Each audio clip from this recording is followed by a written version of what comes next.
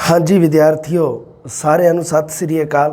स्वागत है तुहाडा सारिਆਂ ਦਾ ਪੰਜਾਬੀ ਸਾਹਿਤ ਦੀ ਜਮਾਤ ਵਿੱਚ, ਜਿਹਦੇ ਵਿੱਚ ਆਪਾਂ ਸਭ ਤੋਂ ਪਹਿਲਾਂ ਆਧੁਨਿਕ ਕਾਲ ਦੇ ਵਿੱਚ ਆਪਾਂ ਪੜ੍ਹ ਰਹੇ ਸੀ ਡਾਕਟਰ ਭਾਈ ਵੀਰ ਸਿੰਘ ਜੀ ਨੂੰ। ਹੁਣ ਡਾਕਟਰ ਭਾਈ ਵੀਰ ਸਿੰਘ ਜੀ ਨੂੰ ਆਪਾਂ BA ਦੇ ਵਿੱਚ ਪੜ੍ਹਨਾ ਹੈ। BA ਵਾਲੀ ਜਿਹੜੀ ਹੈਗੀ ਆ ਨਵੇਂ ਦਸੱਦੇ ਪੁਸਤਕ ਹੈ ਜਿਹੜੀ, ਉਹ ਸਾਡੀ ਆਧੁਨਿਕ ਕਾਲ ਦੇ ਨਾਲ ਰਿਲੇਟਡ ਹੈ। ਤੇ ਉਹਦੇ ਵਿੱਚ ਬੇਟਾ ਜੀ ਤਤਕਰੇ ਦੇ ਵਿੱਚ ਤੁਸੀਂ ਦੇਖ ਸਕਦੇ ਹੋ ਭਾਈ ਵੀਰ ਸਿੰਘ ਜੀ ਦੀਆਂ ਕਵਿਤਾਵਾਂ ਕਿਹੜੀਆਂ-ਕਿਹੜੀਆਂ ਦੇ ਰੱਖੀਆਂ। ਇੱਕ ਤਾਂ ਪਿੰਜਰੇ ਪਿਆ ਪੰਛੀ, ਇੱਕ ਇਲਮ ਤੇ ਅਮਲ, ਇਹ ਤਾਂ ਆਪਾਂ ਸਾਡੀ 12ਵੀਂ ਵਾਲੀ ਜਮਾਤ ਦੇ ਵਿੱਚ ਵੀ ਪੜ੍ਹੀ ਸੀਗੀ। ਕੇਲੋਂ ਦੇ ਗਲ ਲੱਗੀ ਵੇਲ, ਕਾਵ ਰੰਗ ਸੁੰਦਰਤਾ, ਚਸ਼ਮਾ ਇੱਛਾ ਬਲ ਤੇ ਡੂੰਘੀਆਂ ਸ਼ਾਮਾਂ, ਅਣਡਿੱਠਾ ਰਸਦਾਤਾ ਸਮਾਂ, ਗੁਲਾਬ ਦਾ ਫੁੱਲ, ਕੰਬ ਦੀ ਕਲਾਈ, ਗੋਦਾਵਰੀ ਦਾ ਗੀਤ ਤੇ ਅਚਨ ਚੇਤੀ ਦਾ ਝਲਕਾ। ਇਹ 11 ਕੁੱਲ ਕਵਿਤਾਵਾਂ ਦੇ ਰੱਖੀਆਂ ਭਾਈ ਵੀਰ ਸਿੰਘ ਜੀ ਦੀਆਂ।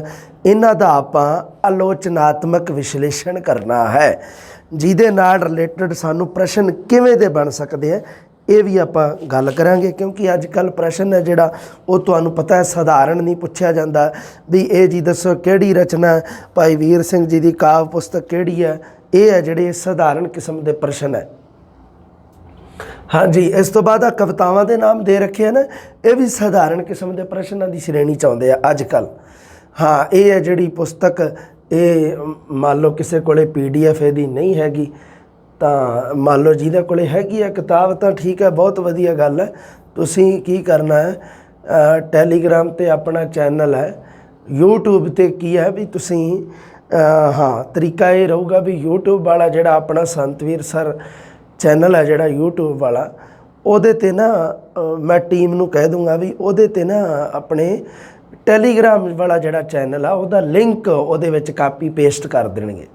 ਉੱਥੋਂ ਤੁਸੀਂ ਸਿੱਧਾ ਡਾਇਰੈਕਟ ਟੈਲੀਗ੍ਰਾਮ ਵਾਲੇ ਚੈਨਲ 'ਤੇ ਜਾ ਲਿਓ। ਤੇ ਟੈਲੀਗ੍ਰਾਮ ਵਾਲੇ ਚੈਨਲ ਦੇ ਵਿੱਚ ਮੈਂ 3 ਕਿਤਾਬਾਂ ਪਾ ਚੁੱਕਿਆ BA ਦੀਆਂ PDF, ਕਿਉਂਕਿ PDF ਥੋੜ੍ਹੀਆਂ ਜਿਹੀਆਂ ਮੈਂ ਕਿਹਾ ਥੋੜ੍ਹੀਆਂ ਜਿਹੀਆਂ ਵਧੀਆ ਕੁਆਲਿਟੀ ਵਾਲੀ ਦੇ ਦਈਏ, 40 ਤੋਂ 50 MB ਦੇ ਵਿੱਚ ਬਣੀਆਂ ਸੀਗੀਆਂ। ਇਸ ਕਰਕੇ ਉਹ ਫਿਰ WhatsApp ਵੀ ਨਹੀਂ ਹੁੰਦੀਆਂ ਸੀ, ਨਾ ਮੇਲ ਹੀ ਹੁੰਦੀਆਂ ਸੀ, ਨਾ ਐਪ ਦੇ ਵਿੱਚ ਹੀ ਕੋਈ ਉਹਨਾਂ ਦਾ ਸਿਸਟਮ ਰਹਿੰਦਾ ਸੀਗਾ। ਫਿਰ ਇਸ ਕਰਕੇ ਤੁਹਾਨੂੰ ਇੱਕ ਸੁਵਿਧਾ ਦੇਤੀ ਵੀ ਤੁਸੀਂ ਟੈਲੀਗ੍ਰਾਮ 'ਤੇ ਜੁਆਇਨ ਕਰ ਲਿਓ। ਉੱਥੇ ਹੀ 9ਵੀਂ 10ਵੀਂ 11ਵੀਂ 12ਵੀਂ ਦੀਆਂ ਕਿਤਾਬਾਂ ਦੀ PDF ਵੀ ਪਾਈ ਹੈ। 2nd ਗ੍ਰੇਡ ਦਾ ਨਵਾਂ ਸਿਲੇਬਸ ਹੈ ਜਿਹੜਾ, ਉਹ ਵੀ ਉਹਦੇ ਵਿੱਚ ਮੈਂ ਅੱਜ ਹੀ ਪਾਇਆ। ਟੈਲੀਗ੍ਰਾਮ ਚੈਨਲ ਹੈ, ਉਹਦਾ ਲਿੰਕ ਤੁਹਾਨੂੰ YouTube 'ਤੇ ਮਿਲ ਜੂਗਾ। ਮੈਂ ਕਹਿ ਦੂੰਗਾ ਸਾਡੀ ਟੀਮ ਨੂੰ, ਤਾਂ ਉਹ ਕਰ ਦੇਣਗੇ, ਹੈ ਨਾ। ਇੰਨਾ ਕੁ ਕੰਮ ਤੁਸੀਂ ਕਰ ਲਿਓ, ਤੁਹਾਡੇ ਕੰਮ ਆਊਗਾ। ਇਹ ਮੈਂ ਵਧੀਆ ਸਾਫ਼ ਪਾਇਆ, ਇਹ ਤਾਂ ਚਲੋ ਮੈਂ ਥੋੜ੍ਹਾ ਕੰਪਰੈਸ ਕਰਕੇ ਪਾਇਆ, ਥੋੜ੍ਹਾ ਹੋ ਸਕਦਾ ਘੱਟ ਪਤਾ ਲੱਗਦਾ ਹੋਵੇ, ਥੋੜ੍ਹਾ ਪਤਾ ਲੱਗਦਾ ਹੋਵੇ, ਪਰ ਉਹ ਵੈਸੇ ਵਧੀਆ ਬਣੀ ਸੀ ਇਹਦੀ PDF ਪੂਰੀ ਸ਼ਾਨਦਾਰ। ਜਿਹਦੇ ਕੋਲ ਹੈਗੀ ਹੈ ਠੀਕ ਹੈ, ਜਿਹਦੇ ਕੋਲ ਨਹੀਂ ਹੈਗੀ ਤਾਂ ਉਹ PDF ਕਢਵਾ ਲਿਓ। ਦੂਜੀਆਂ ਕਿਤਾਬਾਂ ਸ਼ਬਦ ਸਵੇਰਾ, ਮੱਧਕਾਲ ਦੀ ਚੋਣਵੀਂ ਪੰਜਾਬੀ ਕਵਿਤਾ, 2 ਹੋਰ ਜਿਹੜੀਆਂ ਪੁਸਤਕਾਂ ਉਹਦੇ ਵਿੱਚ ਹੈਗੀਆਂ। ਇੱਕ ਮੈਂ ਹੋਰ ਪਾਤੀ ਸੀ ਆ ਜਿਹੜੀ ਨਵੇਂ ਦਸੱਦੇ। ਉਸ ਤੋਂ ਬਾਅਦ ਹੁਣ ਗੱਲ ਕਰਦੇ ਹਾਂ ਜੀ ਡਾਕਟਰ ਭਾਈ ਵੀਰ ਸਿੰਘ ਜੀ ਬਾਰੇ। ਗੱਲ ਕਰਨ ਤੋਂ ਪਹਿਲਾਂ ਆਪਾਂ ਆਹ ਦੇਖੋ ਪਿਛੋਕੜ ਲਿਖਿਆ ਹੋਇਆ, ਬੈਕਗਰਾਊਂਡ ਦੇ ਬਾਰੇ ਲਿਖਿਆ ਹੋਇਆ ਭੂਮਿਕਾ ਦੇ ਵਿੱਚ ਵੀ 1849 ਈਸਵੀ ਦੇ ਵਿੱਚ ਸਿੱਖ ਰਾਜ ਸਮਾਪਤ ਹੁੰਦਾ, ਜਿਹੜਾ ਈਸਟ ਇੰਡੀਆ ਕੰਪਨੀ ਦੇ ਅਧੀਨ ਹੋ ਜਾਂਦਾ ਹੈ ਪੰਜਾਬ। ਬਹੁਤ ਕਾਮਨ ਗੱਲਾਂ ਲਿਖ ਰੱਖੀਆਂ, ਤੁਸੀਂ ਪੜ੍ਹਨੀਆਂ, ਥੋੜ੍ਹੀ ਜਿਹੀ ਰੂਪ ਰੇਖਾ ਤੁਹਾਡੇ ਮਾਈਂਡ ਦੇ ਵਿੱਚ ਬਣ ਜੂਗੀ। 1849 ਈਸਵੀ ਤੋਂ ਬਾਅਦ ਪੰਜਾਬੀ ਸਾਹਿਤ ਦੇ ਵਿੱਚ ਕੀ ਤਬਦੀਲੀਆਂ ਆਉਂਦੀਆਂ ਅੰਗਰੇਜ਼ਾਂ ਦੇ ਆਉਣ ਦੇ ਨਾਲ। ਉਹ ਜਿਵੇਂ ਅੰਗਰੇਜ਼ਾਂ ਨੇ ਪ੍ਰਿੰਟਿੰਗ ਪ੍ਰੈਸ ਦੀ ਸਥਾਪਨਾ ਕੀਤੀ, ਉਸ ਤੋਂ ਬਾਅਦ ਇੱਕ ਨਵੀਂ ਮਤਲਬ ਕੀ ਹੈ ਵੀ ਲਿਪੀ ਵਾਲਾ ਜਿਹੜਾ ਲਿਪੀਬੱਧ ਰੂਪ ਹੈ ਜਿਹੜਾ ਪੰਜਾਬੀ ਭਾਸ਼ਾ ਦਾ, ਉਹ ਸਾਹਮਣੇ ਉੱਭਰ ਕੇ ਆਉਂਦਾ ਲੋਕਾਂ ਦੇ, ਆਮ ਜਨਤਾ ਦੇ। ਵੈਸੇ ਤਾਂ ਲਿਪੀ ਪਹਿਲਾਂ ਤੋਂ ਹੀ ਆ ਚੁੱਕੀ ਸੀਗੀ, ਪਰ ਉਹਦੀ ਮਤਲਬ ਕੀ ਹੈ ਵੀ ਘਰ ਘਰ ਪਹੁੰਚ ਜਿਹੜੀ, ਉਹ ਕਿਹੜੀ ਚੀਜ਼ ਨੇ ਕੀਤੀ, ਸਾਹਿਤ ਦੀ ਘਰ ਘਰ ਪਹੁੰਚ ਪ੍ਰੈਸ ਦੇ ਦੁਆਰਾ ਹੋਈ। 1857 ਦਾ ਵੀ ਸੁਤੰਤਰਤਾ ਸੰਗਰਾਮ ਦੇ ਵਿੱਚ ਆ ਜਿਹੜੇ ਚੱਲੇ ਸੀਗੇ, ਉਹਦੇ ਵਿੱਚ ਕੂਕਾ ਅੰਦੋਲਨ ਤੁਸੀਂ ਪੜ੍ਹਦੇ ਆ, ਹੈ ਨਾ। ਇੱਕ ਉਹ ਰਾਮ ਸਿੰਘ ਵਾਲਾ ਜਿਹੜਾ ਕੂਕਾ ਅੰਦੋਲਨ, ਤੇ ਉਹ ਜਿਹੜਾ ਕੂਕਾ ਲਹਿਰ ਚੱਲੀ ਸੀ, ਇੱਕ ਫਿਰ ਸਿੰਘ ਸਭਾ ਲਹਿਰ ਚੱਲੀ ਸੀ। ਇਹ ਸਾਰੀਆਂ ਕੀ ਸੀਗੀਆਂ ਵੀ ਉਹਨਾਂ ਦੇ ਵਿੱਚੋਂ ਇੱਕ ਸਿੰਘ ਸਭਾ ਲਹਿਰ, ਜਿਹਦਾ ਤੁਸੀਂ ਪੜ੍ਹਦੇ ਹੋ ਵੀ ਭਾਈ ਵੀਰ ਸਿੰਘ ਉਸ ਸਿੰਘ ਸਭਾ ਲਹਿਰ ਦੇ ਨਾਲ ਜੁੜਿਆ ਰਿਹਾ। ਉਹ ਇੱਕ ਇਸ ਤਰ੍ਹਾਂ ਦੀ ਧਾਰਮਿਕ ਲਹਿਰ ਜਿਹੜੀ ਅੰਗਰੇਜ਼ਾਂ ਦੇ ਈਸਾਈ ਧਰਮ ਦੇ ਪ੍ਰਤੀਕਰਮ ਵਜੋਂ ਸਥਾਪਿਤ ਹੋਈ ਸੀ ਕਿ ਲਹਿਰ ਉਹ। ਹਾਂ, ਸਿੰਘ ਸਭਾ ਲਹਿਰ ਦਾ ਲਿਖਿਆ ਹੋਇਆ ਸਨ 1872 ਈਸਵੀ ਦੇ ਵਿੱਚ। 1872 ਦੇ ਵਿੱਚ ਕੂਕਾ ਲਹਿਰ ਦੀ ਸਮਾਪਤੀ ਹੋ ਗਈ ਸੀਗੀ। ਮਹਾਤਮਾ ਗਾਂਧੀ ਜਿਹੜਾ ਸੀਗਾ ਉਹ ਕੂਕਾ ਲਹਿਰ ਤੋਂ ਬਹੁਤ ਪ੍ਰਭਾਵਿਤ ਸੀ, ਆਪਣੀ ਜੀਵਨੀ ਦੇ ਵਿੱਚ ਉਹਨੇ ਗੱਲ ਲਿਖੀ ਹੈ। ਹਾਂ, ਸਿੰਘ ਸਭਾ ਲਹਿਰ ਹੋ ਗਈ। ਭਾਈ ਵੀਰ ਸਿੰਘ ਨੂੰ ਆ ਲਿਖਿਆ ਹੋਇਆ ਵੀ ਭਾਈ ਵੀਰ ਸਿੰਘ ਨੂੰ ਪੰਜਾਬੀ ਸਾਹਿਤ ਤੇ ਇਤਿਹਾਸ ਵਿੱਚ ਸਿੰਘ ਸਭਾ ਦੀ ਦੇਣ ਵਜੋਂ ਸਵੀਕਾਰ ਕੀਤਾ ਜਾਂਦਾ ਹੈ। ਧਿਆਨ ਰੱਖਿਓ ਇਸ ਗੱਲ ਨੂੰ। ਭਾਈ ਪੰਜਾਬੀ ਸਾਹਿਤ ਨੂੰ ਭਾਈ ਵੀਰ ਸਿੰਘ ਵਰਗਾ ਹੀਰਾ ਕਿਹਨੇ ਦਿੱਤਾ? ਸਿੰਘ ਸਭਾ ਲਹਿਰ ਨੇ। ਸਿੰਘ ਸਭਾ ਲਹਿਰ ਦੀ ਪੈਦਾਇਸ਼ ਸੀ ਭਾਈ ਵੀਰ ਸਿੰਘ। 1882 ਦੇ ਵਿੱਚ ਪੰਜਾਬ ਯੂਨੀਵਰਸਿਟੀ ਦੀ ਸਥਾਪਨਾ। ਇਸ ਤਰ੍ਹਾਂ ਕਰਕੇ ਬਹੁਤ ਸਾਰੀਆਂ, ਜਿਵੇਂ 1880 ਦੇ ਵਿੱਚ ਚੀਫ ਖਾਲਸਾ ਦੀਵਾਨ ਲਾਹੌਰ ਕਾਇਮ ਹੋਇਆ। 1892 ਵਿੱਚ ਖਾਲਸਾ ਕਾਲਜ ਅੰਮ੍ਰਿਤਸਰ ਦੀ ਸਥਾਪਨਾ ਅਤੇ 1894 ਵਿੱਚ ਗੱਲਾਂ ਬਹੁਤ ਕੰਮ ਦੀਆਂ ਆ ਰਹੀਆਂ। 1894 ਲਿਖਿਆ ਸਨ ਭਾਈ ਵੀਰ ਸਿੰਘ ਜੀ ਨੇ ਖਾਲਸਾ ਟਰੈਕਟ ਸੁਸਾਇਟੀ ਦੀ ਸਥਾਪਨਾ ਕੀਤੀ। ਭਾਈ ਵੀਰ ਸਿੰਘ ਦੀਆਂ ਰਚਨਾਵਾਂ ਲੇਖ ਟਰੈਕਟਾਂ ਦੇ ਰੂਪ ਵਿੱਚ ਛਪਦੇ ਰਹੇ। ਜਿਵੇਂ ਟਰੈਕਟ ਹੁੰਦੇ ਆ ਨਾਟਕ ਵਗੈਰਾ ਤੁਸੀਂ ਚੱਲਦੇ ਜਿਹੜੇ ਦੇਖਦੇ ਹੋ TV 'ਤੇ, ਇਹ ਟਰੈਕਟ ਚੱਲਦੇ ਆ। ਅੱਜ ਕੱਲ੍ਹ ਜਿਵੇਂ ਸੀਰੀਜ਼ ਚੱਲ ਰਹੀਆਂ, ਤੁਸੀਂ ਐ ਸਮਝ ਲਓ ਵੀ ਇਹ ਟਰੈਕਟ ਦੇ ਰੂਪ ਵਿੱਚ। ਪਹਿਲਾਂ ਮਤਲਬ ਕੀ ਹੈ ਵੀ ਜਿਵੇਂ ਕਹਾਣੀ ਜਾਂ ਕੋਈ ਨਿਬੰਧ, ਇੱਕ ਲੰਮੀ ਕੋਈ ਵਾਰਤਕ ਕਥਾ ਲਿਖੀ ਜਾਂਦੀ ਸੀ ਜਦੋਂ, ਤਾਂ ਤੁਸੀਂ ਪਹਿਲਾਂ ਕੀ ਹੈ ਵੀ ਜਦੋਂ ਅਜੀਤ ਅਖਬਾਰ ਜਿਵੇਂ ਆਉਂਦਾ ਜਾਂ ਪੰਜਾਬ ਵਾਲੇ ਜਿਹੜੇ ਅਖਬਾਰ ਹੈ ਪੰਜਾਬੀ ਭਾਸ਼ਾ 'ਚ ਛਪਦੇ ਆ, ਅਜੀਤ ਹੈ, ਇੱਕ ਹੋਰ ਵੀ ਹੈ ਨਾਮ, ਕਈ ਅਖਬਾਰ ਇਸ ਤਰ੍ਹਾਂ ਦੇ ਆਉਂਦੇ ਆ। ਉਹਦੇ ਵਿੱਚ ਕੀ ਹੈ ਵੀ ਕਈ ਕਹਾਣੀਆਂ ਦਿੱਤੀਆਂ ਹੁੰਦੀਆਂ ਲੰਮੀਆਂ, ਤਾਂ ਉਹ ਕਹਾਣੀ ਦਾ ਕੋਈ 2-3 ਪੈਰੇ ਲਿਖ ਕੇ ਥੱਲੇ ਲਿਖ ਦਿੰਦੇ ਆ ਚੱਲਦਾ, ਤਾਂ ਅੰਗਰੇਜ਼ੀ 'ਚ ਜਿਹਨੂੰ ਕਹਿੰਦੇ ਨੇ ਟੂ ਬੀ ਕੰਟੀਨਿਊਡ, ਪੰਜਾਬੀ ਦੇ ਵਿੱਚ ਚੱਲਦਾ, ਵੀ ਅੱਗੇ ਇਹ ਕਹਾਣੀ ਚੱਲਦੀ ਰਹੂਗੀ। ਟਰੈਕਟ ਦੇ ਵਿੱਚ ਛਪਦੀ ਹੈ। ਖਾਲਸਾ ਟਰੈਕਟ ਸੁਸਾਇਟੀ ਦੀ ਸਥਾਪਨਾ 1894 ਵਿੱਚ ਕੀਤੀ ਹੈ ਅਤੇ ਬਹੁਤ ਸਾਰਾ ਠੀਕ ਹੈ। ਹਾਂਜੀ, ਅੱਗੇ ਆਪਾਂ ਗੱਲ ਕਰਦੇ ਹਾਂ। ਮੁੱਢ ਦੇ ਵਿੱਚ ਦੇਖੋ ਉੱਪਰ ਲਿਖੇ ਸਭ ਕੁਝ ਨੂੰ ਆਧੁਨਿਕ ਪੰਜਾਬੀ ਕਵਿਤਾ ਦਾ ਪਿਛੋਕੜ ਮੰਨਣਾ ਪਵੇਗਾ। ਪੰਜਾਬ ਦੇ ਵਿੱਚ ਕੀ ਰਾਜਨੀਤਿਕ ਉਥਲ ਪੁਥਲ ਹੁੰਦੀ ਹੈ ਅੰਗਰੇਜ਼ਾਂ ਦੇ ਆਉਣ ਦੇ ਨਾਲ। ਉਸ ਤੋਂ ਬਾਅਦ ਗਦਰ ਲਹਿਰ ਦੀ ਸਥਾਪਨਾ, ਗਦਰ ਲਹਿਰ ਚੱਲਦੀ ਹੈ ਅਤੇ ਗਦਰੀ ਬਾਬੇ ਜਿਹੜੇ ਹੈ ਨਾ ਮਸ਼ਹੂਰ ਕਿੰਨੇ ਆ, ਗਦਰੀ ਬਾਬੇ ਕਰਤਾਰ ਸਿੰਘ ਸਰਾਭੇ ਵਰਗੇ। ਹਾਂ, ਪੰਜਾਬੀ ਸਾਹਿਤ ਵਿੱਚ ਇੱਕ ਪੁਨਰ ਜਾਗਰਤੀ ਆਉਂਦੀ ਹੈ। ਨਵੇਂ ਸਾਹਿਤ ਰੂਪਾਂ ਦਾ ਨਿਰਮਾਣ ਹੁੰਦਾ ਹੈ ਜਿਨ੍ਹਾਂ ਦੇ ਵਿੱਚ ਛੋਟੀ ਕਵਿਤਾ ਇੱਕ ਹੈ। ਹੁਣ ਧਿਆਨ ਰੱਖਿਓ ਤੁਸੀਂ ਕਿ ਅੰਗਰੇਜ਼ਾਂ ਦਾ, ਜਦੋਂ ਅੰਗਰੇਜ਼ਾਂ ਦੇ ਈਸਾਈ ਧਰਮ ਦੇ ਪ੍ਰਤੀਕਰਮ ਵਜੋਂ ਜਦੋਂ ਪੰਜਾਬ ਦੇ ਵਿੱਚ ਲਹਿਰਾਂ ਉੱਠਦੀਆਂ, ਪੰਜਾਬ ਦੇ ਵਿੱਚ ਰਾਜਨੀਤਿਕ, ਸਮਾਜਿਕ, ਧਾਰਮਿਕ ਲਹਿਰਾਂ ਉੱਠਦੀਆਂ, ਤਾਂ ਉਦੋਂ ਇੱਕ ਸਾਹਿਤ ਦਾ ਜਨਮ ਹੁੰਦਾ ਹੈ। ਉਹ ਹੈਗੀ ਹੈ ਜੀ ਛੋਟੀ ਕਵਿਤਾ, ਜਾਂ ਜਿਹਨੂੰ ਦੂਸਰੇ ਸ਼ਬਦਾਂ 'ਚ ਆਪਾਂ ਕਹਿ ਦਿੰਦੇ ਹਾਂ ਨਿੱਕੀ ਕਵਿਤਾਵਾਂ, ਨਿੱਕੀ ਕਵਿਤਾ। ਅਤੇ ਭਾਈ ਵੀਰ ਸਿੰਘ ਜੀ ਨੂੰ ਕਿਹਾ ਜਾਂਦਾ ਛੋਟੀਆਂ ਕਵਿਤਾਵਾਂ ਦਾ ਵੱਡਾ ਕਵੀ ਜਾਂ ਨਿੱਕੀਆਂ ਕਵਿਤਾਵਾਂ ਦਾ ਵੱਡਾ ਕਵੀ ਕਿਹਾ ਜਾਂਦਾ ਹੈ ਨਾ। ਹਾਂ, ਹੋਰ ਸਾਹਿਤ ਰੂਪਾਂ ਦੇ ਨਾਲ ਛੋਟੀ ਕਵਿਤਾ ਦੀ ਵੀ ਸਿਰਜਣਾ ਕਰਕੇ ਆਧੁਨਿਕ ਪੰਜਾਬੀ ਕਾਵਿਧਾਰਾ ਦਾ ਬਾਨੀ ਹੋਣ ਦਾ ਨਾਮਣਾ ਖੱਟਿਆ। ਠੀਕ ਹੈ, ਮਹਾਕਾਵ ਲਿਖਿਆ। ਮਹਾਕਾਵ ਪਹਿਲਾਂ ਵੀ ਲਿਖਿਆ ਜਾਂਦਾ ਸੀ। ਉਸ ਤੋਂ ਬਾਅਦ ਕੋਈ ਨਾਟਕ ਵਗੈਰਾ ਲਿਖੇ, ਨਾਟਕ ਪਹਿਲਾਂ ਵੀ ਲਿਖੇ ਜਾਂਦੇ ਰਹੇ ਸੀ। ਪਰ ਜਿਹੜੀ ਮਤਲਬ ਕੀ ਹੈ ਵੀ ਛੋਟੀ ਕਵਿਤਾ ਹੈ, ਜਿਹੜੀ ਨਿੱਕੀ ਕਵਿਤਾ ਹੈ, ਇਹ ਹੈ ਜਿਹੜੀ ਇਹ ਆਧੁਨਿਕਤਾ ਦੀ, ਪੱਛਮਤਾ ਦੀ ਦੇਣ ਸੀ ਸਾਨੂੰ, ਅੰਗਰੇਜ਼ਾਂ ਦੀ ਦੇਣ ਸੀ ਛੋਟੀਆਂ ਕਵਿਤਾ। ਉਸ ਤੋਂ ਪਹਿਲਾਂ ਤਾਂ ਜਿਹੜੀ ਕਵਿਤਾ ਲਿਖੀ ਜਾਂਦੀ ਸੀ ਉਹ ਲੰਮੀ ਇੱਕ ਰਚਨਾ ਲਿਖੀ ਜਾਂਦੀ ਸੀ ਜਿਹਨੂੰ ਤੁਸੀਂ ਬਿਰਤਾਂਤਕ ਰਚਨਾ ਦੇ ਨਾਮ ਤੋਂ ਵੀ ਜਾਣਦੇ ਆ। ਇਸ ਤੋਂ ਪਹਿਲਾਂ ਕਿਉਂਕਿ ਕਿੱਸੇ ਦੇ ਰੂਪ ਵਿੱਚ ਹੀ ਲਿਖਿਆ ਜਾਂਦਾ ਰਿਹਾ, ਜੋ ਵੀ ਲਿਖਿਆ ਜਾਂਦਾ ਰਿਹਾ, ਅਤੇ ਕਿੱਸਾ ਤਾਂ ਇੱਕ ਲੰਮੇ ਰੂਪ ਵਿੱਚ ਲਿਖਿਆ ਜਾਂਦਾ, ਪਰ ਭਾਈ ਵੀਰ ਸਿੰਘ ਜੀ ਨੇ ਛੋਟੀਆਂ ਛੋਟੀਆਂ ਕਵਿਤਾਵਾਂ ਲਿਖੀਆਂ। ਉਹ ਆਪਾਂ ਪੜ੍ਹੀ ਸੀ ਨਾ ਸਮੇਂ ਵਾਲੀ, 2 ਹੀ ਪੈਰਿਆਂ ਦੀ ਕਵਿਤਾ ਸੀ, ਉਹ ਛੋਟੀ ਕਵਿਤਾ ਕਿਹਾ ਜਾਂਦਾ। ਹਾਂ, ਉਸ ਤੋਂ ਬਾਅਦ ਦੇਖੋ ਜੀ ਅੱਗੇ। ਹਾਂ, ਭਾਈ ਵੀਰ ਸਿੰਘ ਜੀ ਜਿਹੜਾ ਆਧੁਨਿਕ ਕਾਲ ਦਾ ਅਗਰਦੂਤ ਸੀ, ਇੱਕ ਪਾਸੇ ਸਿੱਖ ਧਾਰਮਿਕਤਾ ਨਾਲ ਪ੍ਰਤੀਬੱਧਤਾ ਨਿਭਾ ਰਿਹਾ ਸੀ। ਭਾਈ ਵੀਰ ਸਿੰਘ ਜੀ ਸਿੱਖ ਸੀ, ਸਿੱਖ ਧਰਮ ਦੀ ਆਪਣੀਆਂ ਰਚਨਾਵਾਂ ਵਿੱਚ ਭਾਈ ਵੀਰ ਸਿੰਘ ਜੀ ਨੇ ਸਿੱਖ ਧਰਮ ਦਾ ਖੁੱਲ੍ਹ ਕੇ ਪ੍ਰਚਾਰ ਕੀਤਾ। ਦੂਜੇ ਪਾਸੇ ਆਧੁਨਿਕ ਗਿਆਨ ਵਿਗਿਆਨ ਦਾ ਪ੍ਰਭਾਵ ਕਬੂਲ ਕਰਕੇ ਖੇਤਰ ਵਿੱਚ ਨਵੇਂ ਤਜਰਬੇ ਵੀ ਕਰ ਰਿਹਾ ਸੀ। ਹੁਣ ਨਵਾਂ ਤਜਰਬਾ ਛੋਟੀ ਕਵਿਤਾ ਅਤੇ ਮਹਾਕਾਵ ਜਿਹੜੇ ਸੀਗੇ ਉਸ ਦੇ ਤਜਰਬਿਆਂ ਦਾ ਵਿਸ਼ੇਸ਼ ਖੇਤਰ ਸੀਗਾ। ਇਹ ਨਵੇਂ ਤਜਰਬੇ ਕੀਤੇ ਸੀਗੇ ਉਹਨੇ। ਮਹਾਕਾਵ ਜਿਹੜਾ ਪਹਿਲਾਂ ਲਿਖਣ ਵਾਲਾ, ਹਾਲਾਂਕਿ ਮਹਾਕਾਵ ਦੀ ਚਰਚਾ ਪਹਿਲਾਂ ਤੋਂ ਹੀ ਛਿੜੀ ਆ ਰਹੀ ਸੀ, ਪਰ ਪੰਜਾਬੀ ਆਧੁਨਿਕ ਕਾਲ ਦੇ ਵਿੱਚ, ਆਧੁਨਿਕ ਪੰਜਾਬੀ ਕਵਿਤਾ ਦੇ ਵਿੱਚ, ਆਧੁਨਿਕ ਪੰਜਾਬੀ ਸਾਹਿਤ ਦੇ ਵਿੱਚ ਮਹਾਕਾਵ ਲਿਖਣ ਵਾਲਾ ਜਿਹੜਾ ਸਭ ਤੋਂ ਪਹਿਲਾ ਸ਼ਖਸ ਹੈ ਉਹ ਭਾਈ ਵੀਰ ਸਿੰਘ ਜੀ ਹੈ, ਜਿਸ ਨੇ ਮਹਾਕਾਵ ਰਾਣਾ ਸੂਰਤ ਸਿੰਘ ਲਿਖਿਆ ਸੀ। ਗੱਲ ਕਲੀਅਰ ਕਰਿਓ ਇਸ ਨੂੰ। ਦੋ ਨਵੇਂ ਤਜਰਬੇ ਕੀਤੇ ਸੀ, ਕਿਹੜੇ ਕਿਹੜੇ? ਇੱਕ ਛੋਟੀ ਕਵਿਤਾ ਤੇ ਇੱਕ ਮਹਾਕਾਵ। ਪ੍ਰਸ਼ਨ ਬਣਦਾ ਇੱਥੇ। ਉਸ ਤੋਂ ਪਹਿਲਾਂ ਤਾਂ ਮੁਸਲਮਾਨ ਕਿੱਸਾਕਾਰ ਸੀ ਜਾਂ ਹਿੰਦੂ ਧਰਮ ਦੇ ਨਾਲ ਸੰਬੰਧਿਤ ਸੀ, ਪਰ ਭਾਈ ਵੀਰ ਸਿੰਘ ਜੀ ਜਦੋਂ ਆਏ ਤਾਂ ਉਦੋਂ ਪੰਜਾਬੀ ਦੇ ਵਿੱਚ ਮੁਸਲਮਾਨ ਤੇ ਹਿੰਦੂ ਜਿਹੜੇ ਲਿਖਣ ਵਾਲੇ ਸੀ ਉਹ ਇੱਕ ਵਾਰੀ ਮਤਲਬ ਪਾਸੇ ਉਹਨਾਂ ਦੀ ਮਹਾਨਤਾ ਘਟ ਗਈ, ਕਹਿਣ ਦਾ ਮਤਲਬ। ਹਾਂ, ਸਿੱਖ ਧਰਮ ਦਾ ਪ੍ਰਚਾਰਕ ਇੱਕ ਕਹਿ ਕੇ ਆਪਾਂ ਇੱਕ ਪਾਸੇ ਨਹੀਂ ਟਾਲ ਸਕਦੇ, ਕਿਉਂਕਿ ਉਹਦੀ ਮਤਲਬ ਕੀ ਹੈ। ਠੀਕ ਹੈ, ਉਸ ਭਾਈ ਵੀਰ ਸਿੰਘ ਜੀ ਦੀ ਕਾਵ ਚੇਤਨਾ ਦੇ ਵਿੱਚ ਸਿੱਖੀ ਜੀਵਨ ਜਾਂਚ ਹੈ, ਸਿੱਖੀ ਦਰਸ਼ਨ ਹੈ ਨਾ, ਮਤਲਬ ਕੀ ਹੈ ਵੀ ਗੁਰੂਆਂ ਦੇ ਨਾਲ, ਗੁਰੂਆਂ ਦੀ ਬਾਣੀ ਦੇ ਨਾਲ ਸੰਬੰਧਿਤ ਮੈਟਰ ਹੈ, ਸਿੱਖ ਸਾਹਿਤ ਸਿੱਖ ਇਤਿਹਾਸ ਨਾਲ ਜੁੜੀ ਹੈ। ਪਰ ਛੋਟੀ ਕਵਿਤਾ ਤੇ ਮਹਾਕਾਵ ਰਾਣਾ ਸੂਰਤ ਸਿੰਘ ਦੀ ਰਚਨਾ ਵਿੱਚ ਨਵੇਂ ਪ੍ਰਯੋਗ ਕੀਤੇ ਹੋਏ ਹੈ। ਨਿਰੋਲ ਧਰਮ ਦੇ ਖੇਤਰ ਦੇ ਪ੍ਰਯੋਗ ਨਹੀਂ ਕਹੇ ਜਾ ਸਕਦੇ। ਸੈਂਕੜੇ ਨਜ਼ਮਾਂ ਇਹੋ ਜਿਹੀਆਂ ਮਤਲਬ ਕੀ ਹੈ ਵੀ ਜਿਨ੍ਹਾਂ ਦੇ ਉੱਪਰ ਸਿੱਖ ਧਰਮ ਦਾ ਕੋਈ ਪ੍ਰਭਾਵ ਨਹੀਂ। ਕਹਿਣ ਦਾ ਮਤਲਬ ਕੀ ਹੈ ਵੀ ਜਿਹੜਾ ਭਾਈ ਵੀਰ ਸਿੰਘ ਹੈ ਉਹ ਨਿਰਾ ਧਾਰਮਿਕ ਕਵੀ ਨਹੀਂ ਹੈ। ਉਸ ਨੂੰ ਸਿਰਫ ਧਾਰਮਿਕ ਕਵੀ ਦੇ ਨਜ਼ਰੀਏ ਤੋਂ ਦੇਖਣਾ ਵੀ ਇਹ ਤਾਂ ਸਿਰਫ ਸਿੱਖੀ ਦਾ ਪ੍ਰਚਾਰ ਕਰ ਰਿਹਾ, ਧਰਮ ਦਾ ਪ੍ਰਚਾਰ ਕਰ ਰਿਹਾ, ਸਿੱਖ ਧਰਮ ਦਾ ਪ੍ਰਚਾਰ ਕਰ ਰਿਹਾ, ਇਹ ਗੱਲ ਕਹਿ ਕੇ ਮਤਲਬ ਕਿ ਉਸ ਦੀ ਸ਼ਖਸੀਅਤ ਨੂੰ ਆਪਾਂ ਘੱਟ ਕਰਦੇ ਹਾਂ। ਕਿਉਂਕਿ ਭਾਈ ਵੀਰ ਸਿੰਘ ਜੀ ਨੇ ਛੋਟੀ ਕਵਿਤਾ ਤਾਂ ਆਧੁਨਿਕ ਪੱਛਮੀ ਸੱਭਿਆਚਾਰ ਦੀ ਦੇਣ ਹੈ, ਅੰਗਰੇਜ਼ਾਂ ਦੀ ਦੇਣ ਸੀ ਛੋਟੀ ਕਵਿਤਾ, ਅਤੇ ਮਹਾਕਾਵ ਵੀ ਇੱਕ ਉਸ ਤਰ੍ਹਾਂ ਦੀ ਦੇਣ ਸੀਗੀ। ਹਾਂ, ਇਹ ਸਾਰੇ ਪ੍ਰਯੋਗ ਆਧੁਨਿਕ ਕਾਲ ਨੂੰ ਆਰੰਭ ਕਰਨ ਵਾਲੇ ਹੀ ਸਨ। ਆਹ ਦੇਖੋ ਜੀ, ਇੱਕ ਬੜੀ ਕੰਮ ਦੀ ਗੱਲ ਲਿਖੀ ਹੈ। ਡਾਕਟਰ ਹਰਭਜਨ ਅਨੁਸਾਰ ਭਾਈ ਵੀਰ ਸਿੰਘ ਜੀ ਨੇ ਵਸਤੂ ਦੇ ਮੁਕਾਬਲੇ ਹਮੇਸ਼ਾ ਵਿਚਾਰ ਨੂੰ ਮਹੱਤਵ ਦਿੱਤਾ ਹੈ। ਅਗਰ ਪ੍ਰਸ਼ਨ ਆ ਜੇ ਵੀ ਭਾਈ ਵੀਰ ਸਿੰਘ ਜੀ ਨੇ ਵਸਤੂ ਦੇ ਮੁਕਾਬਲੇ ਹਮੇਸ਼ਾ ਵਿਚਾਰ ਨੂੰ ਮਹੱਤਵ ਦਿੱਤਾ ਹੈ, ਇਹ ਗੱਲ ਕਿਹਨੇ ਆਖੀ ਹੈ? ਪ੍ਰਸ਼ਨ ਸ਼ਿਓਰ ਆਉਂਦੇ ਹੁੰਦੇ ਐਵੇਂ ਦੇ।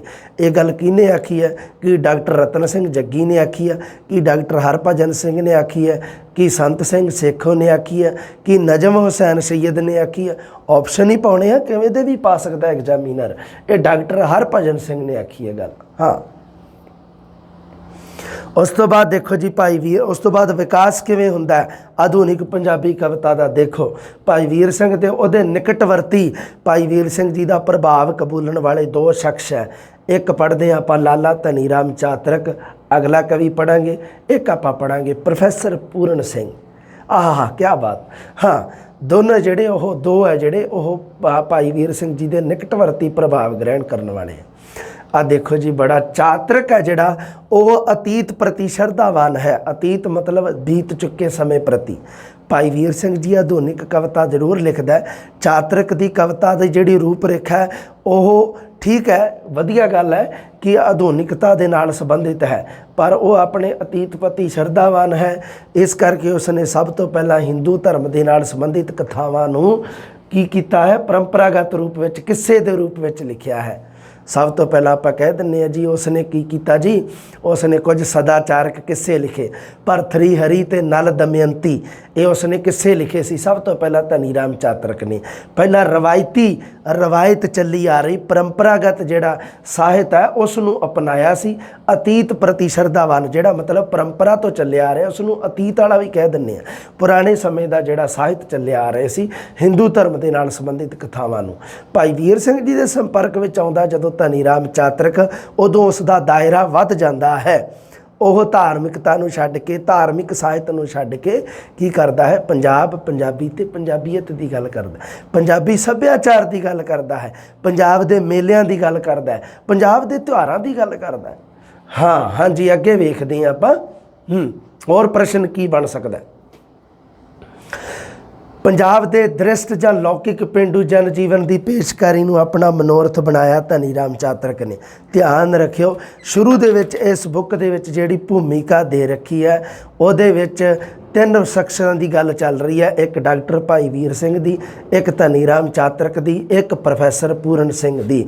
ਇਹ ਗੱਲ ਤੁਸੀਂ ਚੇਤੇ ਰੱਖਣੀ ਹੈ ਬੇਟਾ ਜੀ, ਇਹ ਇੱਕ ਸ਼ਖਸ ਦੀ ਗੱਲ ਨਹੀਂ ਹੋ ਰਹੀ, ਤਿੰਨ ਸ਼ਖਸ ਤੁਲਨਾਤਮਕ ਅਧਿਐਨ ਕਰ ਰਹੇ ਆਪਾਂ ਉਹਨਾਂ ਦਾ। ਇਹਦੇ ਵਿੱਚੋਂ ਪ੍ਰਸ਼ਨ ਬੜੇ ਬਣਦੇ ਆ। ਹੋਰ ਦੇਖੋ ਜੀ, ਹਾਂ, ਉਸ ਦੀਆਂ ਨਜ਼ਮਾਂ ਦੇ ਵਿੱਚ ਕਿਹਦੀਆਂ? ਧਨੀ ਰਾਮ ਚਾਤਰਕ ਦੀਆਂ ਲੋਕ ਭਾਸ਼ਾ ਅਤੇ ਲੋਕ ਗੀਤਾਂ ਦੀਆਂ ਧੁਨੀਆਂ। ਛੰਦ ਵੀ ਉਹ ਵਰਤੇ ਜੋ ਬਹੁਤ ਲੋਕਪ੍ਰਿਯ ਸਨ, ਜਿਵੇਂ ਕਬਿਤ, ਬੈਂਤ, ਦੋਹਰਾ। ਗਜ਼ਲਾਂ ਵੀ ਲਿਖੀਆਂ, ਹੋਰ ਵੀ ਗੱਲਾਂ। ਹਾਂਜੀ, ਦੂਜਾ ਵਿਅਕਤੀ ਹੈਗਾ ਪ੍ਰੋਫੈਸਰ ਪੂਰਨ ਸਿੰਘ, ਜਿਸ ਨੇ ਭਾਈ ਵੀਰ ਸਿੰਘ ਜੀ ਤੋਂ ਪ੍ਰੇਰਣਾ ਲੈ ਕੇ ਤੇ ਕਾਵਿ ਰਚਨਾ ਆਪਣੀ ਆਰੰਭ ਕੀਤੀ ਸੀ। ਤੇ ਇਹ ਜਿਹੜਾ ਸੀਗਾ ਆਪਣੇ ਧਨੀ ਰਾਮ ਚਾਤਰਿਕ, ਇਹ ਭਾਈ ਵੀਰ ਸਿੰਘ ਜੀ ਦੀ ਵਜ਼ੀਰ ਹਿੰਦ ਪ੍ਰੈਸ ਦੇ ਵਿੱਚ ਕੰਮ ਵੀ ਕਰਦਾ ਰਿਹਾ ਸੀ। ਤੇ ਉਸ ਤੋਂ ਬਾਅਦ ਇਹ ਅੰਮ੍ਰਿਤਸਰ ਵਿਖੇ ਆਪਣੀ ਖੁਦ ਦੀ press, printing press, Sudarshan press ਨਾਮ ਦੀ ਜਿਹੜੀ ਉਹ ਲਾਉਂਦਾ ਹੈ। ਤੇ ਪ੍ਰੋਫੈਸਰ ਪੂਰਨ ਸਿੰਘ ਹੈ ਜਿਹੜਾ, ਇਹ ਸਭ ਤੋਂ ਪਹਿਲਾਂ ਕੀ ਹੈ, ਜਾਪਾਨ ਦੇ ਵਿੱਚ ਕੈਮਿਸਟਰੀ ਦੀ ਪੜ੍ਹਾਈ ਕਰਨ ਜਾਂਦਾ, ਸਾਇੰਸ ਦੀ। ਉੱਥੇ ਜਾ ਕੇ ਬੁੱਧ ਧਰਮ ਨੂੰ ਅਪਣਾ ਲੈਂਦਾ।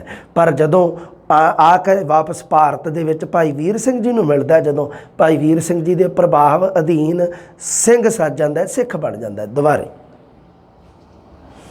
ਉਸ ਦੀ ਕਾਵ ਚੇਤਨਾ ਨੂੰ ਵਾਲਟ ਵਿਟਮੈਨ, ਗਾਇਟੇ, ਥੈਰੇ, ਆ ਸਾਰੇ ਅੰਗਰੇਜ਼ ਕਵੀ ਹੈ ਆਦਿ ਨੇ ਪ੍ਰਪੱਕ ਕੀਤਾ ਹੈ। ਆ ਦੇਖੋ ਜੀ, ਉਸ ਦਾ ਪ੍ਰਕਿਰਤੀ ਚਿੱਤਰਣ ਭਾਈ ਵੀਰ ਸਿੰਘ ਤੇ ਚਾਤਰਿਕ ਦੋਹਾਂ ਤੋਂ ਨਿਰਾਲਾ ਹੈ।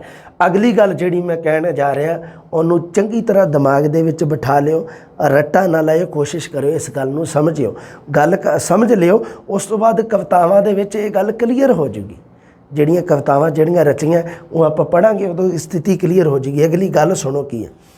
ਭਾਈ ਵੀਰ ਸਿੰਘ ਦਾ ਆਦਰਸ਼ਕ, ਧਨੀ ਰਾਮ ਚਾਤਰਿਕ ਦਾ ਲੌਕਿਕ, ਪੂਰਨ ਸਿੰਘ ਦਾ ਪ੍ਰਕਿਰਤੀ ਚਿੱਤਰਣ ਜਜ਼ਬਾਤੀ ਹੈ, ਵਿਅਕਤੀਗਤ ਹੈ, ਖੁੱਲ੍ਹਾ ਤੇ ਬੇਰੋਕ ਹੈ। ਭਾਈ ਵੀਰ ਸਿੰਘ ਜੀ ਦਾ ਪ੍ਰਕਿਰਤੀ ਚਿੱਤਰਣ ਹੈਗਾ ਆਦਰਸ਼। ਕਿਸੇ ਚੀਜ਼ ਨੂੰ ਆਪਾਂ ਆਦਰਸ਼ ਮੰਨਦੇ ਹਾਂ ਨਾ, ਉੱਤਮ ਮਾਡਲ, ਉੱਤਮ ਨਮੂਨਾ, ਆਦਰਸ਼ ਹੈ ਜੀ ਫਲਾਨਾ, ਇਹ ਮੇਰੇ ਆਦਰਸ਼ ਹੈ ਜੀ, ਹੈ ਨਾ। ਆਦਰਸ਼ ਰੂਪ ਵਿੱਚ ਪ੍ਰਕਿਰਤੀ ਨੂੰ ਪੇਸ਼ ਕਰਨਾ, ਇਹ ਭਾਈ ਵੀਰ ਸਿੰਘ ਕਰਦਾ ਹੈ। ਧਨੀ ਰਾਮ ਚਾਤਰਿਕ ਇਸ ਨੂੰ ਲੌਕਿਕ ਰੂਪ ਵਿੱਚ ਪੇਸ਼ ਕਰਦਾ ਹੈ। ਇੱਕ ਹੁੰਦਾ ਲੌਕਿਕ, ਇੱਕ ਹੁੰਦਾ ਅਲੌਕਿਕ। ਅਲੌਕਿਕ ਜਿਹੜੀ ਚੀਜ਼ ਸਾਹਮਣੇ ਨਾ ਹੋਵੇ, ਲੌਕਿਕ ਜਿਹੜੀ ਚੀਜ਼ ਸਾਨੂੰ ਨੰਗੀਆਂ ਅੱਖਾਂ ਦੇ ਨਾਲ ਦਿਖਾਈ ਦੇ ਰਹੀ ਹੈ, ਸਥੂਲ ਰੂਪ ਦੇ ਵਿੱਚ ਦਿਖਾਈ ਦੇ ਰਹੀ ਹੈ, ਲੌਕਿਕ। ਇੱਕ ਹੁੰਦਾ ਇਹ ਲੋਕ ਤੇ ਇੱਕ ਹੁੰਦਾ ਪਰਲੋਕ। ਇਹ ਲੋਕ ਮਤਲਬ ਇਹ ਦੁਨੀਆ ਜਿੱਥੇ ਆਪਾਂ ਜਿਉਂਦੇ ਹਾਂ, ਆਪਣਾ ਜੀਵਨ ਯਾਪਨ ਕਰਦੇ ਹਾਂ। ਇੱਕ ਹੁੰਦਾ ਜੀ ਪਰਲੋਕ, ਮਰਨ ਤੋਂ ਬਾਅਦ ਬੰਦੇ ਦੀ ਯਾਤਰਾ। ਇਹ ਅਧਿਆਤਮਿਕਤਾ ਦੇ ਵਿੱਚ ਕਿਹਾ ਜਾਂਦਾ ਵੀ ਮਰਨ ਤੋਂ ਬਾਅਦ ਬੰਦੇ ਦੀ ਯਾਤਰਾ ਸ਼ੁਰੂ ਹੁੰਦੀ ਹੈ ਪਰਲੋਕ ਦੀ। ਬਸ ਉਹਦੇ ਵਿੱਚ ਜਿਹੜਾ ਲੌਕਿਕ ਹੈ, ਜਿਹੜਾ ਧਨੀ ਰਾਮ ਜੋ ਸਾਹਮਣੇ ਦਿਖ ਰਿਹਾ ਉਸ ਨੂੰ ਲੌਕਿਕ ਕਹਿੰਦੇ ਆ। ਧਨੀ ਰਾਮ ਚਾਤਰਿਕ ਦਾ ਪ੍ਰਕਿਰਤੀ ਚਿੱਤਰਣ ਹੈ ਜਿਹੜਾ ਉਹ ਲੌਕਿਕ ਹੈ।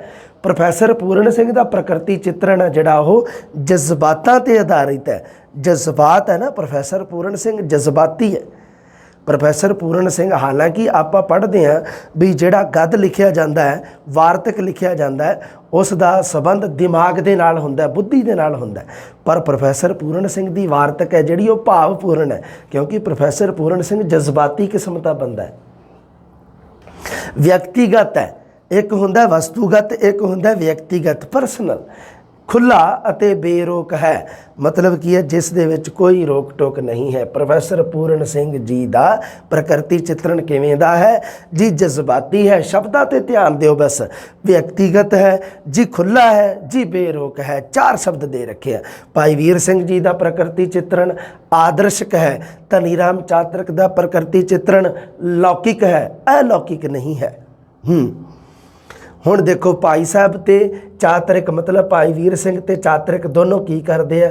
ਭਾਰਤੀ ਕਲਾਸਿਕੀ ਸੰਗੀਤ ਦਾ, ਭਾਰਤੀ ਪਿੰਗਲ ਤੇ ਫਾਰਸੀ ਅਰੂਜ਼ ਦਾ ਅਨੁਸਰਨ ਕਰਦੇ ਆ। ਛੰਦ ਨੂੰ ਭਾਰਤੀ ਸਾਹਿਤ ਪਰੰਪਰਾ ਦੇ ਵਿੱਚ ਨਾਮ ਲਿਆ ਜਾਂਦਾ ਪਿੰਗਲ, ਤੇ ਫਾਰਸੀ ਸਾਹਿਤ ਪਰੰਪਰਾ ਦੇ ਵਿੱਚ ਛੰਦ ਨੂੰ ਕਿਹਾ ਜਾਂਦਾ ਅਰੂਜ਼।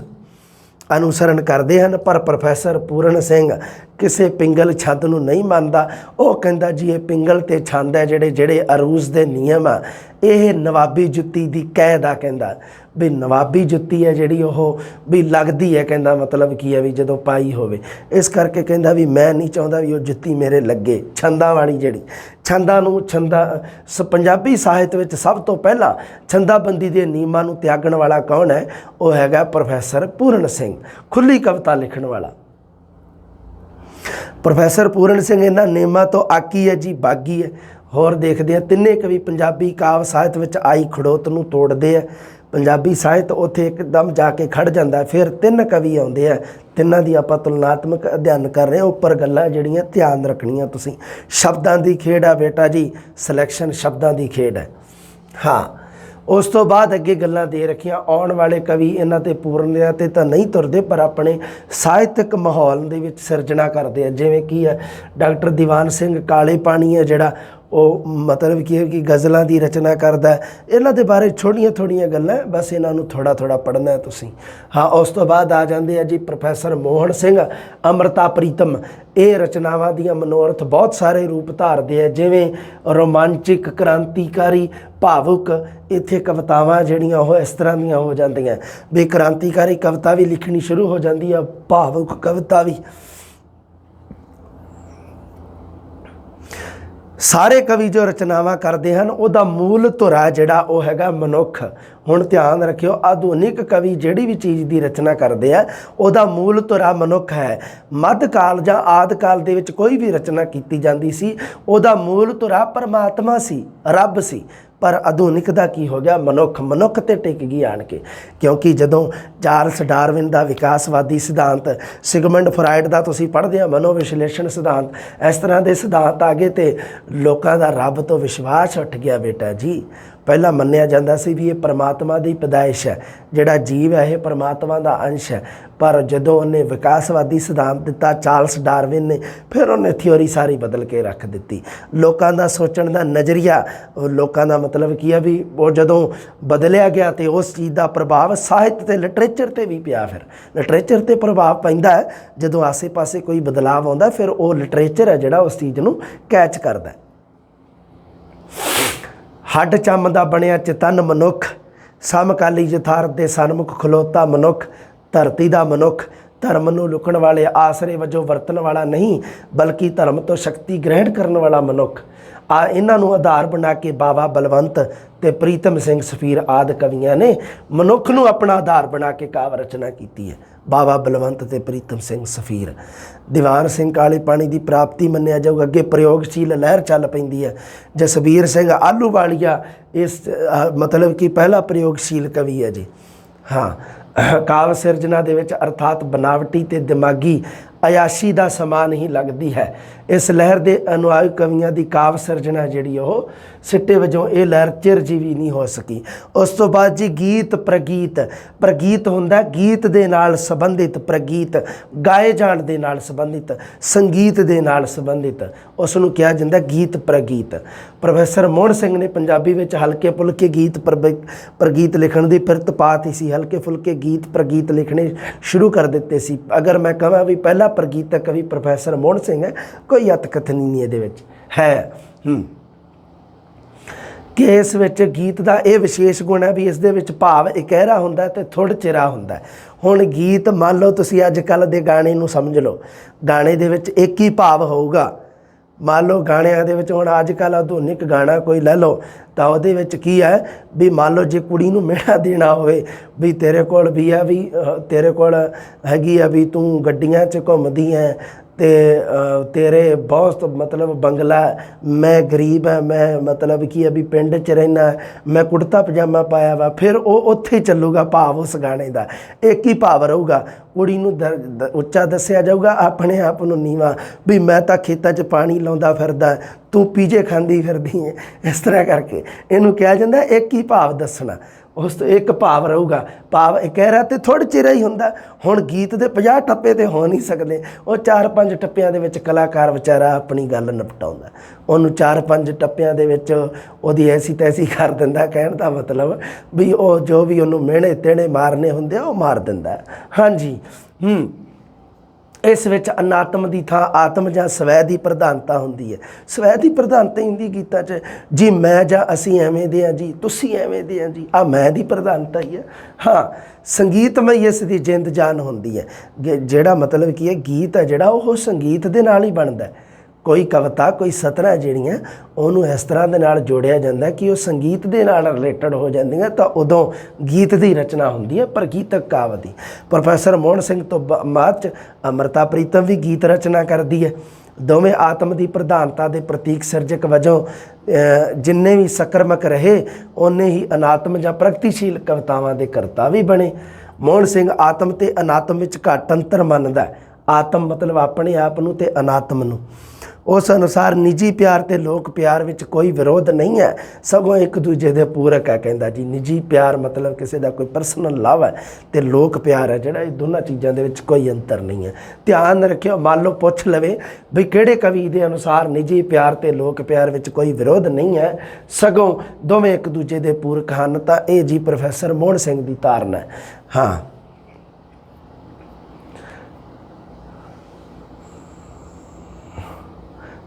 हाँ जी, बाबा बलवंत ते प्रीतम सिंह सफीर आधुनिक पंजाबी काव्य के विलक्षण हस्ताक्षर है जी।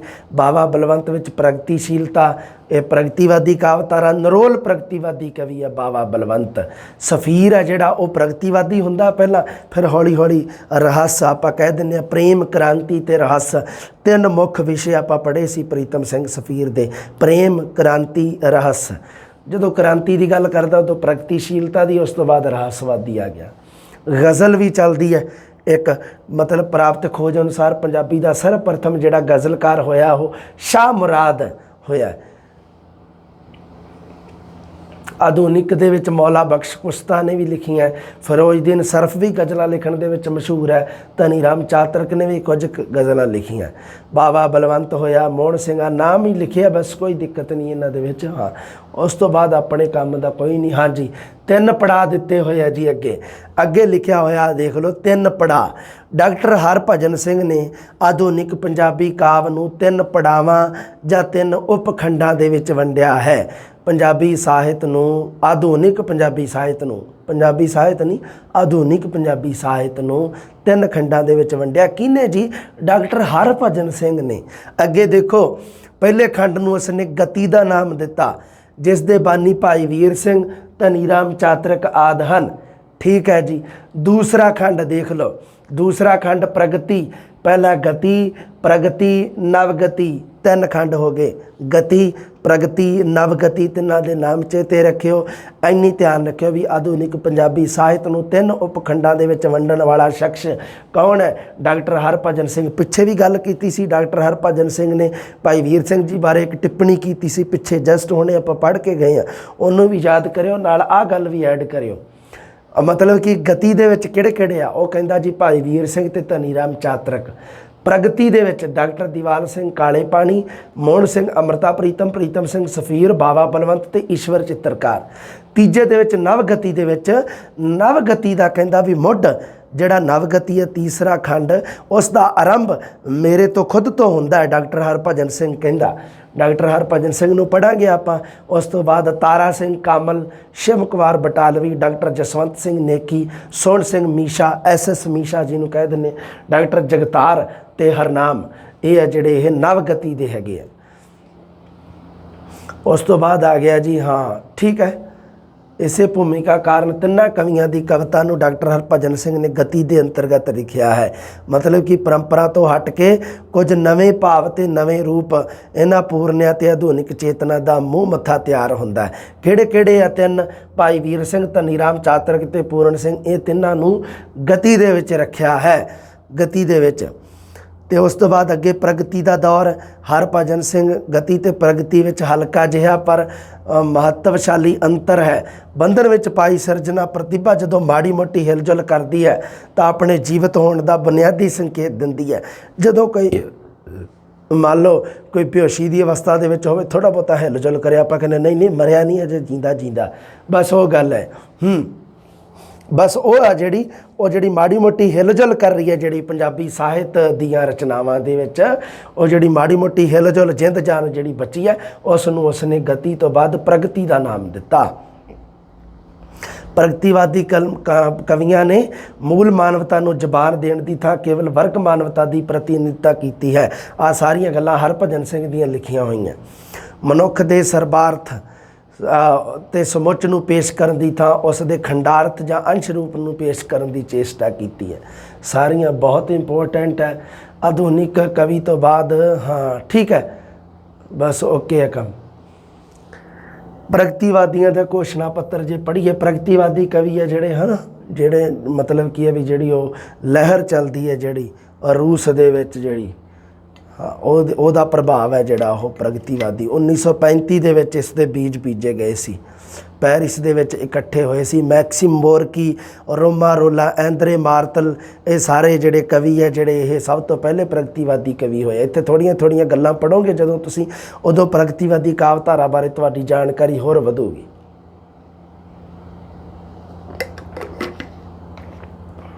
ਭਾਰਤ ਦੇ ਵਿੱਚ ਪ੍ਰਗਤੀਵਾਦੀ ਲਹਿਰ ਦੀ ਮੈਂ ਗੱਲ ਕੀਤੀ ਸੀ ਬਈ ਲਖਨਊ ਦੇ ਵਿੱਚ ਅਪ੍ਰੈਲ 1936 ਦੇ ਵਿੱਚ ਮੁਨਸ਼ੀ ਪ੍ਰੇਮ ਚੰਦ ਦੀ ਪ੍ਰਧਾਨਗੀ ਦੇ ਵਿੱਚ ਇਹ ਜਿਹੜੇ 71 ਹੋਏ ਸੀਗੇ, ਅਤੇ ਪੰਜਾਬ ਦੇ ਵਿੱਚ ਵੀ ਹੋਏ 1937 ਦੇ ਵਿੱਚ ਜਲ੍ਹਿਆਂਵਾਲਾ ਬਾਗ ਅੰਮ੍ਰਿਤਸਰ ਦੇ ਵਿੱਚ। ਜਿਹਦਾ ਕੌਣ ਸੀ ਪ੍ਰਧਾਨ? ਫੈਜ਼ ਅਹਿਮਦ ਫੈਜ਼। ਇਸ ਤੋਂ ਬਾਅਦ ਕੀ ਹੋਇਆ ਅੱਗੇ ਦੇਖੋ। ਪ੍ਰਗਤੀਵਾਦੀ ਕਿਹੜੇ ਹੋਏ? ਪੰਜਾਬੀ ਸਾਹਿਤ ਦੀ ਪ੍ਰਤੀਨਿਧਤਾ ਸੰਤ ਸਿੰਘ ਸੇਖੋਂ, ਪ੍ਰੋਫੈਸਰ ਮੋਹਨ ਸਿੰਘ ਅਤੇ ਬਾਬਾ ਬਲਵੰਤ। ਇਹ ਫਿਰ ਜਦੋਂ ਇੱਥੇ ਇਹਦੇ ਪ੍ਰਭਾਵ ਅਧੀਨ ਆਏ, ਇੱਥੇ ਫੈਜ਼ ਅਹਿਮਦ ਫੈਜ਼ ਦੇ ਪ੍ਰਭਾਵ ਹੇਠ ਆਣ ਕੇ ਆਉਣ ਤੋਂ ਬਾਅਦ ਇਹ ਮਤਲਬ ਪ੍ਰਗਤੀਵਾਦੀ ਹੋਏ। 1960 ਤੱਕ, 1960 ਦੇ ਵਿੱਚ ਤੁਹਾਨੂੰ ਪਤਾ ਹੈ ਵੀ ਇੱਕ ਹੋਰ ਲਹਿਰ ਚੱਲਦੀ ਹੈ ਨਾ, ਉਹ ਵੀ ਦੇ ਰੱਖਿਆ ਪ੍ਰਗਤੀਵਾਦੀਆਂ ਦਾ ਮਤਲਬ ਕੀ ਹੈ? ਪ੍ਰਗਤੀਵਾਦੀ ਲਹਿਰ ਦੇ ਪ੍ਰਤੀਵਾਦੀ ਲਹਿਰ ਦੇ ਵਿਰੋਧ ਦੇ ਵਿੱਚ ਪ੍ਰਯੋਗਸ਼ੀਲ ਲਹਿਰ ਚੱਲਦੀ ਹੈ, ਜਿਹਦਾ ਮਤਲਬ ਮੁੱਖ ਕੌਣ ਹੁੰਦਾ? ਡਾਕਟਰ ਜਸਬੀਰ ਸਿੰਘ ਆਹਲੂਵਾਲੀਆ। ਥੋੜ੍ਹੇ ਨਾਮ ਤੁਸੀਂ ਸਿਰਫ ਯਾਦ ਰੱਖਣੇ, ਕਾਮਨ ਗੱਲਾਂ ਇਹਨਾਂ ਦੇ ਬਾਰੇ, ਬਸ ਇਹਨਾਂ ਨੂੰ ਤੁਸੀਂ ਯਾਦ ਰੱਖਿਓ। ਜੁਝਾਰਵਾਦੀ ਕਵੀਆਂ ਦੇ ਵਿੱਚ ਵੀ ਥੋੜ੍ਹਾ ਦੇ ਰੱਖਿਆ। 1984 ਤੋਂ ਬਾਅਦ ਜਿਹੜੀ ਪੰਜਾਬ ਸੰਕਟ ਸੰਬੰਧੀ ਕਵਿਤਾ, ਉਹਦਾ ਪ੍ਰਸਿੱਧ ਕਵੀ ਆਪਾਂ ਨੂੰ ਪਤਾ ਹੀ ਹੈ ਡਾਕਟਰ ਸੁਰਜੀਤ ਪਾਤਰ ਹੈ, ਜਿਹੜਾ ਆਪਾਂ ਉਹਨੂੰ ਪੜ੍ਹਾਂਗੇ। ਹਾਂ ਠੀਕ ਹੈ ਜੀ। ਭਾਈ ਵੀਰ ਸਿੰਘ ਦੀ ਆਪਾਂ ਇੱਥੇ ਵੀ ਗੱਲ ਕੀਤੀ ਹੈ। ਹਾਂ ਭਾਈ ਵੀਰ ਸਿੰਘ ਜੀ ਦੀਆਂ ਕਵਿਤਾਵਾਂ ਹੈ, ਨਾਲ ਪਿੱਛੇ ਜੀਵਨ ਰਚਨਾ ਵੀ ਦੇ ਰੱਖੀ ਹੈ ਭਾਈ ਵੀਰ ਸਿੰਘ ਜੀ ਦੀ, ਉਹਦੇ ਬਾਰੇ ਵੀ ਗੱਲ ਕਰਨੀ ਆਪਾਂ। ਇਹ ਹੈ ਜਿਹੜਾ ਮੈਟਰ, ਇਹ ਤੁਹਾਨੂੰ ਮੈਂ ਦੱਸ ਹੀ ਦਿੱਤਾ ਵੀ ਉਹ ਆਪਣਾ ਜਿਹੜਾ ਟੈਲੀਗ੍ਰਾਮ ਹੈ, ਜਿਨ੍ਹਾਂ ਨੇ ਜੁਆਇਨ ਕਰ ਰੱਖਿਆ ਤਾਂ ਠੀਕ ਹੈ, ਬਿਲਕੁਲ ਸਹੀ ਗੱਲ ਹੈ, ਅਤੇ ਜਿਨ੍ਹਾਂ ਨੇ ਨਹੀਂ ਜੁਆਇਨ ਕੀਤਾ ਅਤੇ ਉਹਨਾਂ ਨੂੰ ਮੈਂ YouTube ਚੈਨਲ 'ਤੇ ਤੁਸੀਂ ਜਾਇਓ ਹੁਣ, ਅਤੇ ਉਸ ਤੋਂ ਬਾਅਦ ਕੀ ਹੈ ਵੀ ਉਹਦੇ ਵਿੱਚ ਲਿੰਕ ਤੁਹਾਨੂੰ ਸਿੱਧਾ ਡਾਇਰੈਕਟ ਹੀ ਉੱਥੇ ਮਿਲ ਜੂਗਾ, ਅਤੇ ਉੱਥੇ ਮੈਂ ਥੋੜ੍ਹੀ ਜਿਹੀ ਕਹਿ ਦੂੰਗਾ ਟੀਮ ਨੂੰ ਵੀ ਇਨਫੋਰਮੇਸ਼ਨ ਪਾ ਦੇਣ ਵੀ ਜੁਆਇਨ ਕਰੋ ਟੈਲੀਗ੍ਰਾਮ 'ਤੇ ਸੌਖੀ ਮਿਲ ਜਾਇਆ ਕਰੂਗੀ ਤੁਹਾਨੂੰ PDF, ਬਸ ਲੋੜ ਹੀ ਨਹੀਂ ਉੱਥੇ ਚਿੰਤਾ ਕਰਨ ਦੀ, ਨਿੱਕੀ ਮੋਟੀ ਇਨਫੋਰਮੇਸ਼ਨ ਹੈ ਜਿਹੜੀ ਕਾਮਨ ਜੀ ਉੱਥੇ ਮਿਲ ਜਾਇਆ ਕਰੂਗੀ। ਹਾਂ ਠੀਕ ਹੈ ਜੀ, ਅਗਲੀ ਜਮਾਤ ਦੇ ਵਿੱਚ ਜਲਦੀ ਮਿਲਦੇ ਹਾਂ।